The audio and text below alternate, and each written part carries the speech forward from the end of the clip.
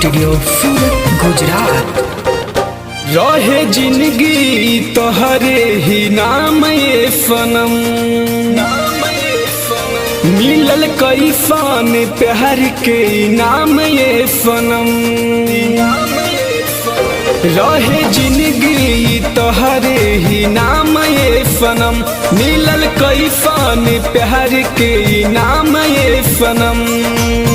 अखिया से आंसू ना गिरे दिहा, अखिया से आंसू ना गिरे दिहा, याद सताई जब रही हरतिया में, रही हरतिया में छाती पखाड़ा तारा बन के देखबे हम।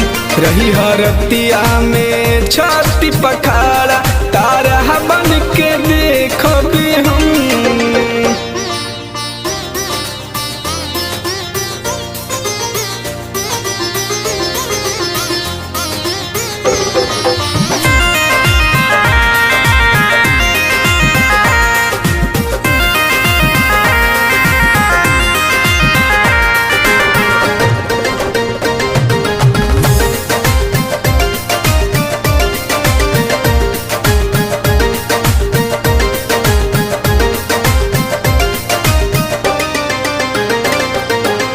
भइल दुश्मन जमाना ये प्यार के, कैले बदूर तोहसे हमरा के मार के। आखिर का गलती रहे हमारी जान। हाँ भइल बा दुश्मन जमाना ये प्यार के, कैले बदूर तोहसे जियते जी मार के। आजकल लोगवा ना बूझे कोई, आजकल लोगवा ना बूझे कोई, का होला लव सब। रही हरतिया में, रही हरतिया में छाती पखाड़ा तारा बन के देखबे हम। रही हरतिया में छाती पखाड़ा तारा बन के देखबे हम।